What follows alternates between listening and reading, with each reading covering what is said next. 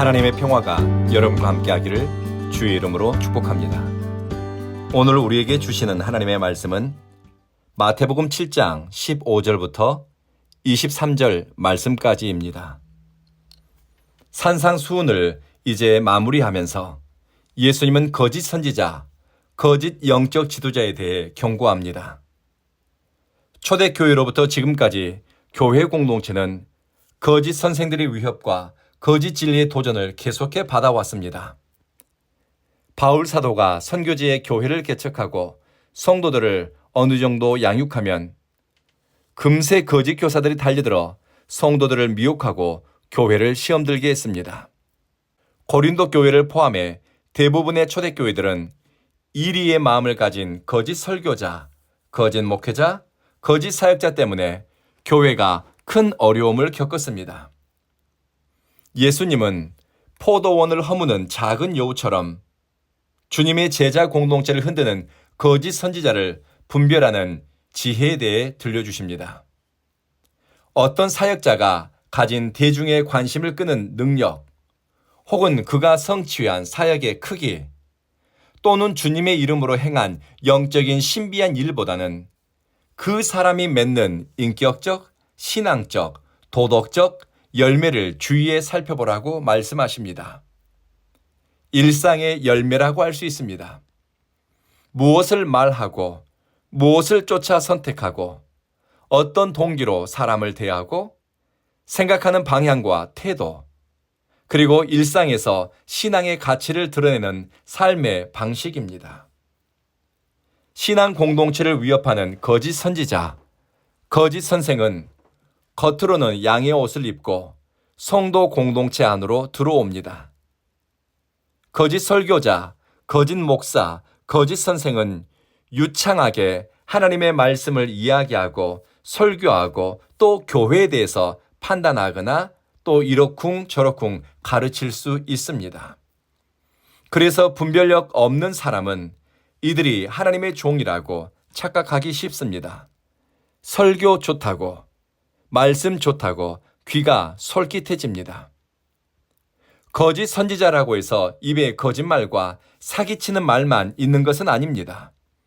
그들의 입에는 하나님의 말씀이 넘치도록 담겨 있습니다.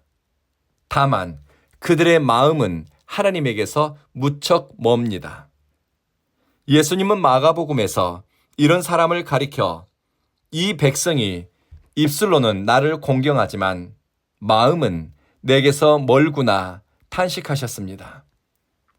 입술에는 신앙의 말이 가득하지만 마음은 하나님과 상관없는 사람이 과거에 있었다면 왜 오늘날 교회 안에는 없겠습니까? 오래전 서울에서 부교역자로 사역할 때입니다. 교회를 다니며 사기치는 사람이 어느 날 사무실에 찾아왔습니다. 이 사람들의 특징은 성경 구절을 목사인 저보다 더 많이 알고 있으며 성경 구절로 사람을 설득하고 또 성경 구절을 이용해 자신들이 원하는 것을 얻어내려고 합니다. 그들의 입에 담긴 유창한 성경 구절이 불의의 도구로 사용되고 사기치고 노략질하기 위해 이용될 뿐만 아니라 마음에는 하나님 경외하는 뜻이 없는데 그들의 삶에 무슨 선한 열매가 있겠습니까? 또 그 사람들은 처세술이 뛰어나 자신들이 들어간 교회 공동체의 필요와 기대에 부응하는 행동으로 성도들의 마음을 쉽게 삽니다. 뿐만 아니라 그들은 주의 이름으로 기적을 행하거나 놀라운 일을 일으키기도 합니다. 재주가 아주 많습니다. 교회에 꼭 필요한 존재로 자기의 역할, 영향력을 만들어냅니다. 그러니 사람들은 거짓 종교인, 거짓 그리스도인, 거짓 선생의 유창한 말에 속아 넘어가고 그들의 퍼포먼스에 마음이 기울어집니다. 예수님은 그들의 겉껍데기, 얼마나 잘하고 얼마나 뛰어나고 얼마나 그럴싸한지 겉 모양만 보지 말고 그들의 본심을 들여다보라고 말씀합니다. 사람의 근본이라 할 수 있는 마음의 뿌리에서 나온 삶의 태도, 행동의 열매가 무엇인지 살펴보라고 당부합니다. 거짓의 사람들의 특징은 그들 속에는 노략질하는 일이라, 즉 이리의 마음을 가지고 있습니다. 양떼를 위하는 마음은 처음부터 없습니다. 폭력적인 본성과 이기적이고 탐욕적인 기질을 그들은 경건으로 포장합니다.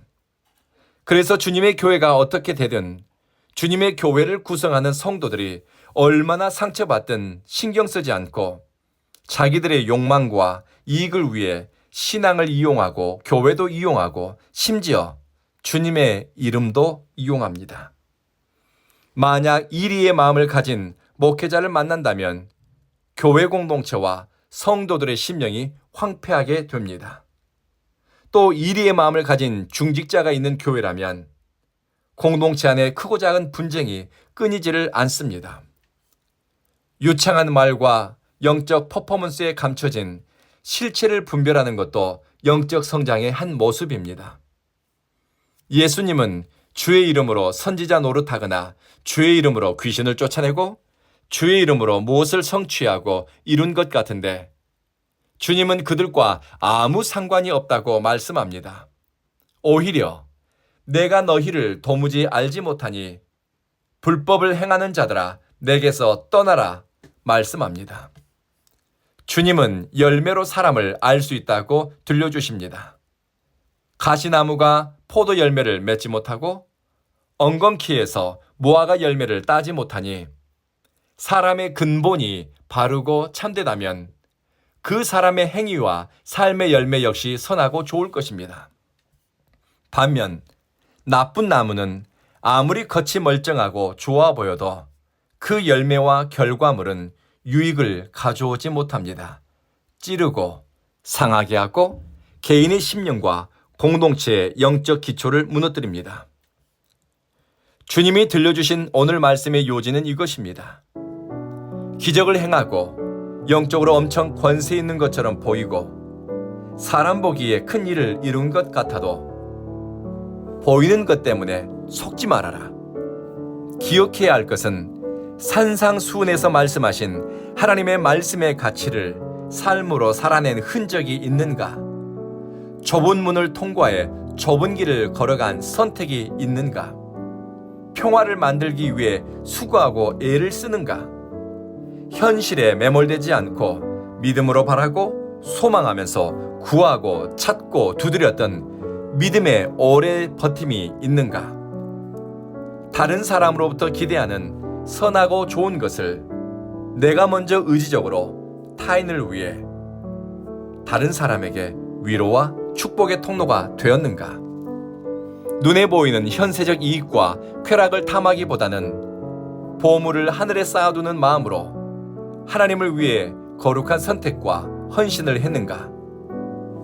잠깐의 만족과 육체적 유익을 위해 먹고 마시고 쓰기 위해 온 힘을 기울이기보다는 하나님 아버지의 영광을 구하고 주님의 나라와 의를 구하는 심정으로 살아낸 흔적이 있는가?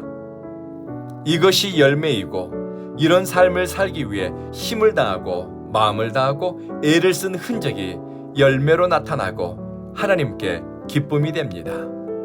사랑하는 성도 여러분, 우리 주님은 열매 맺는 성도의 삶, 하나님의 말씀의 정신이 일상의 선택으로 나타나는 것을 기뻐하십니다.